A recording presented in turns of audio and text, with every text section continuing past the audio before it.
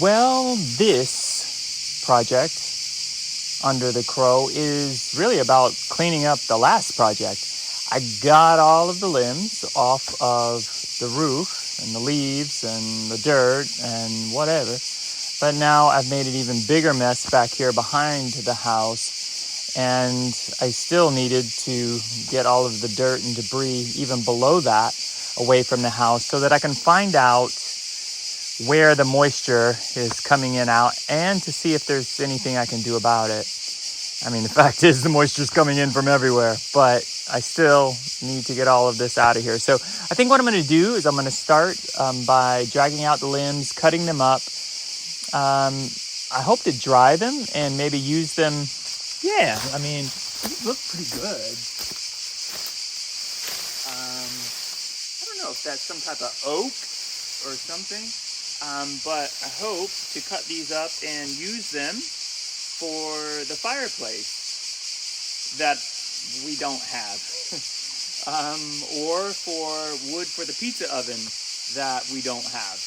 But we may have those things in the future, so we might as well try to use these and dry them. So there we go. Let's cut these up.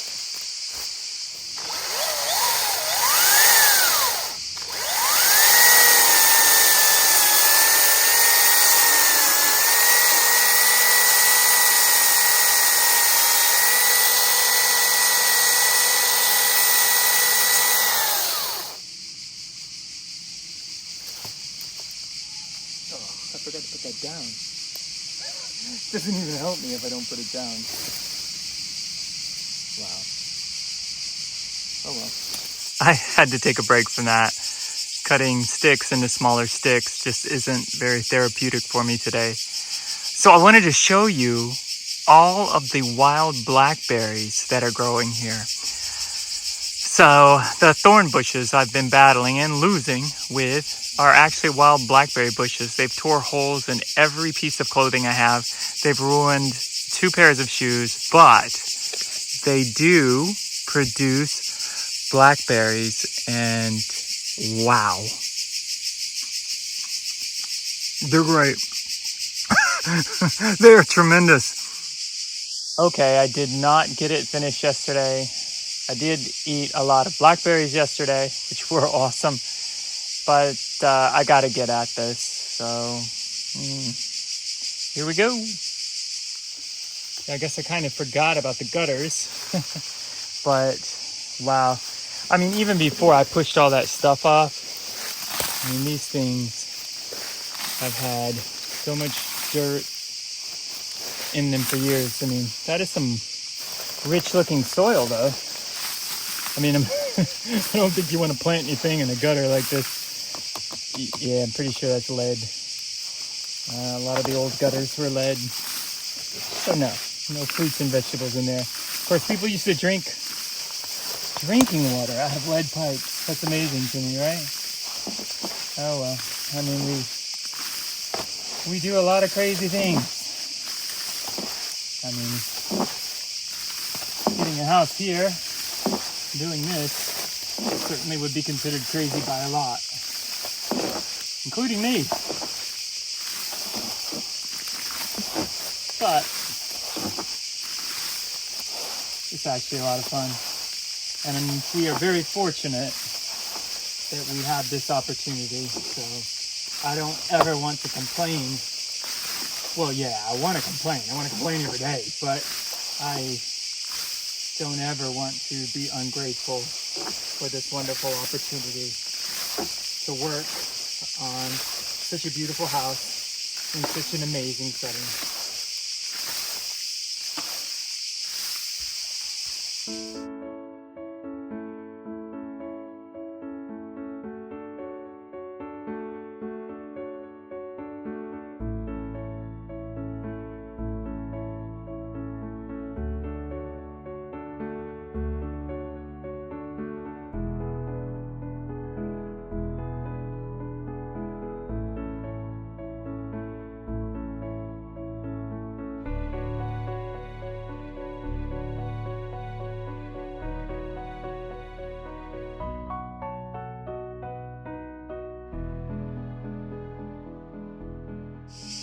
Okay, so this gives us a little bit more of an idea on what we're dealing with.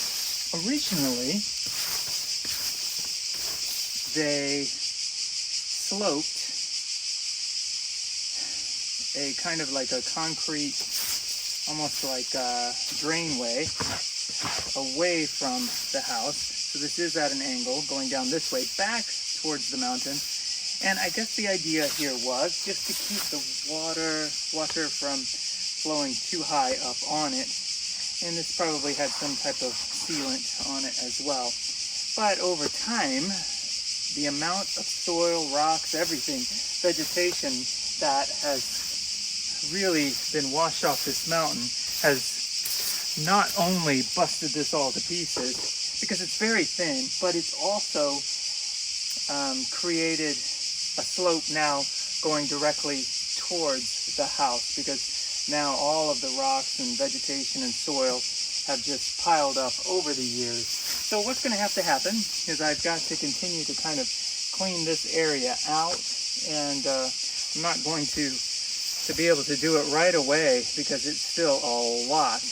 And I'm going to have to kind of dig down, and I might pour another drainway here, only completely to this side of the rock, or I might continue on with this to about maybe midpoint, and then dig down a little bit further than that, and then run stone all through there.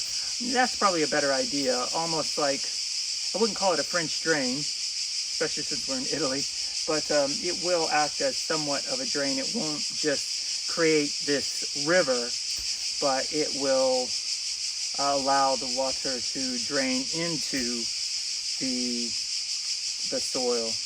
Do you ever wonder why I have a difficult time saying water? I'm not sure.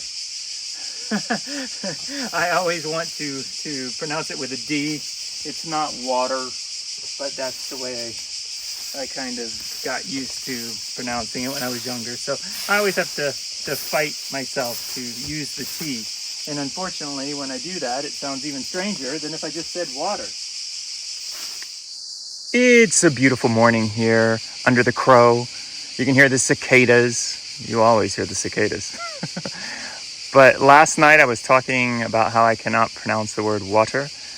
Well, we use water here at Under the Crow, yet we don't have running water. We will. We even have a water meter somewhere. I just haven't found it. We use bottled water, obviously, to drink, but that's really expensive and heavy. I shouldn't say expensive. It's kind of cheap, actually, here.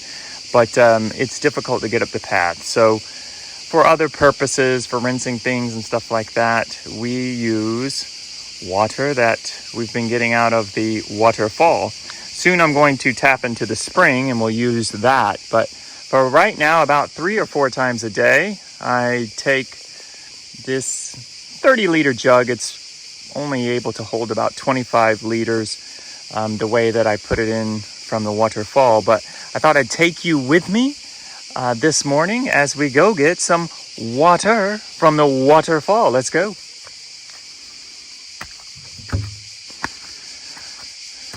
So we make it up the steps, and then it's just kind of a slippery slope, as they say. Thankfully, it hasn't been raining. I'm sure that gets even more slippery. And up above, you can see the beautiful Mulano, the old mill. And it was here because of the waterfall, the stream, so they had plenty of water. So I start off by kind of walking along this rock. And then making my way down. And then the path gets a little bit narrow. And I wore the wrong shoes. I just realized that when I saw them in the shot. You don't want to slip, because I say, there you go, if you do. Ow. And some vines. But, you know, since I've gotten used to it, it's not really that bad. Here's the waterfall. At least the section that I get the water from. Now you have to take just like a little jump. And there you go. I'm going to fill this up and we'll go back. Okay, so I got it filled up. Well, this time I only got about maybe 17 liters because my footwear isn't the best. And we're going to try to make our way back. And so far, I've always been successful because I'm here. Now the first part, all you have to do to get over there is I swing the water over. Sorry about that with the camera. And then, here we go. I put it up here on the side of the mill and kind of slide it along. No problema. And then just careful steps down. I wish I could go faster, I'm sorry.